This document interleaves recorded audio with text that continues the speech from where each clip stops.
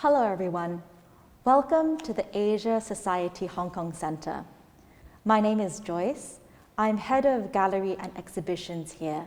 And today we are very fortunate to be able to invite the photographer John Nye to come and share some thoughts with us about photography. Thank you, John, for your time. My pleasure.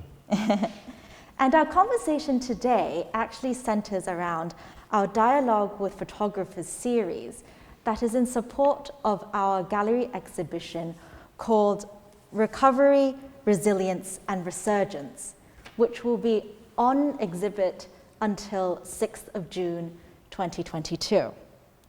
So to kick things off, John, how long have you been a photographer for? Since 1970, when I arrived in Hong Kong. I was a secondary school teacher in Melbourne prior to coming to Hong Kong, teaching visual arts. And I wanted to teach in Hong Kong. But when I arrived here, there weren't any schools teaching visual arts the same way that it was taught in Melbourne. So I went to talked with a few people here. One was John Prescott, who was a senior lecturer at the Faculty of Architecture at Hong Kong University, and he advised me to go where the money is. I said, what is that? And he said, in advertising. So I knocked on a few doors, and then I went to the Advertising and Publicity Bureau, which was a medium-sized agency here, and met Pierre Morkel, who was the director of the agency, South African. And he said, after he talked with me for about 2 hours, this was on a Friday afternoon, he said, what are you doing on Monday? And I said, why? And he said, I'd like you to start work with us on Monday. So amazing. Yeah. So like a career shift from as graphic design consultant for the agency. And that's how it started. So from school teaching to creative agency changed work. again very quickly. Yeah. After working with him for about 8 months on new projects that he had, he introduced me to a large publishing and mail order company, and I went there for an interview, and they hired me, and they had just opened a new office next to the airport, and it occupied the entire top floor of a new industrial building. And I was hired to manage the graphic design studio and the photographic studio. I'd never worked with large format cameras before, and the owner said, we'll give you all the manuals, and his wife was handling the photography at that time. She was Danish. She worked with me for a few months until I got everything under control. So learn the ropes. And then I just went on from there. Benno Gross, who I mentioned earlier, had trained Hilla Kra, who then trained me. How amazing. What a journey in Hong Kong.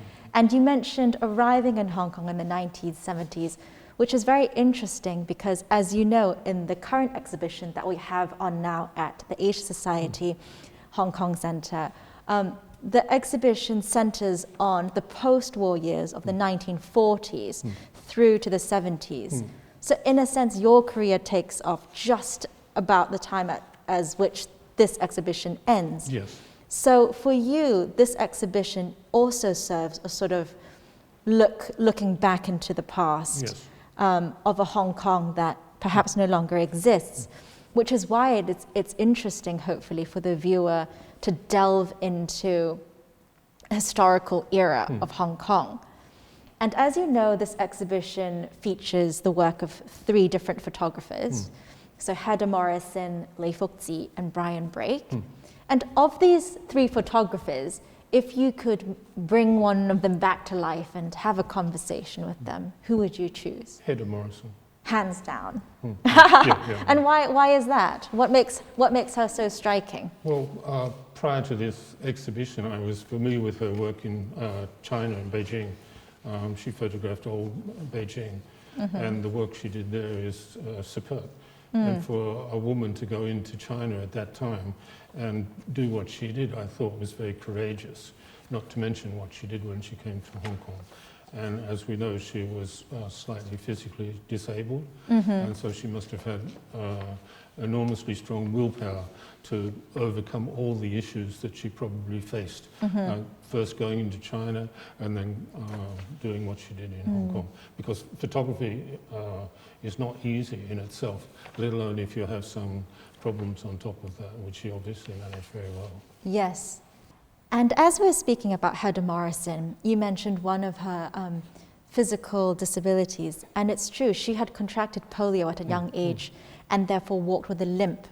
Now, being a German-born female photographer in Hong Kong in the 1940s for a 6-month stint in Hong Kong, she covered a lot of ground in terms of landscape and geography of the city. You know, being a resident here now, which part of Hong Kong do you think is most worthy of capture from a photographic lens? I found the most interesting to photograph was documenting construction of the new headquarters building for the Hong Kong and Shanghai Banking Corporation for Norman Foster, and Bank of China building commissioned by I.M. Pei. That was more or less the beginning of the new building boom. Yes. I think Hong Kong Bank was a big change from what had been happening here before, and British architect. And I found that Foster and Associates, as they were called at that time, were very British in their styling. And then to go over and work for an American architect, I.M. Pei, their way of working was very, very different. And I found that quite interesting. I see. And in the current exhibition, you'll notice that in the 4 chambers, actually, we have a mixture of black and white photography and also colored photography. Which medium do you think is more striking, or do you work in both mediums yourself? I work in both, and I think if you want to get the most out of what you're doing, you have to be very flexible and prepared to work in either, because some subjects lend themselves more to black and white and others to color. And you have to be able to analyze the situation and make a decision on whether you're going to use black and white or whether you're going to use color. Of course, sometimes the client gets involved and tells you they want either black and white or color, and you can't do much about it. But I prefer to choose myself because, as I've just said, the subjects are very different, and they'll tell you what works and what doesn't. Yeah, so you're not tied to either black and white or colored photography. That's interesting. And from the current exhibition, is there a particular image that strikes you as particularly memorable that you walk away with? I like Mr. Lee's rickshaw because I think the way he captured the movement of the rickshaw against the sharpness of the background is not easy to do, especially with the equipment he was using at that time. I mean, of course, today with digital, you can do anything you want. But in those days, with all the manual settings and so on that you had to be able to make use of, it wasn't so straightforward. And since we're sitting in the exact chamber in which the photographs are hung, and that you've mentioned Mr. Lee of Lei Fukzi, you know, Singaporean-born, came to Hong Kong as a sailor, and of course he took very many waterfront and also images on the water of sailing boats and ships and such. Do you think his past experience lent him to be a better photographer in this subject? I think being a sailor and spending a lot of time on the water, he would have a good understanding of lighting effects. Because when you're at sea, you get some quite dramatic weather changes, sun on the water, reflection on the water, and so on. And I think when he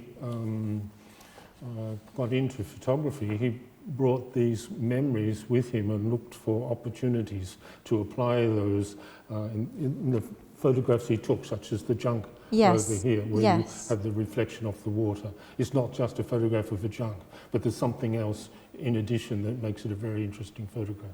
Very interesting. And as we were walking around the galleries just now, John, you pointed out something very interesting about the Hong Kong weather and its natural,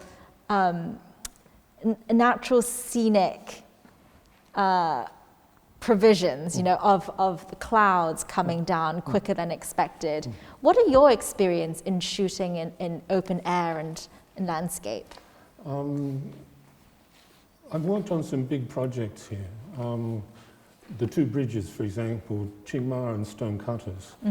And when I first started work on Ching Ma, I was a bit taken aback by the scale because of the lighting conditions. How am I going to handle this?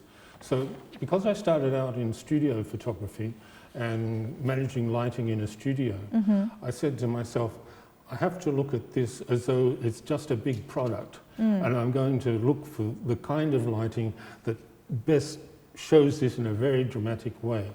So I spent some time looking at the lighting over the entire period of a day, at different times, different seasons, because the project went on for several years. Yes. And how to get the best out of this. And looking at the cloud effects, early morning. Many people ask me in those days, how do you always get a blue sky? We go out and we always get grey sky. And my answer to that is you may have to get up very early in the morning. Yeah.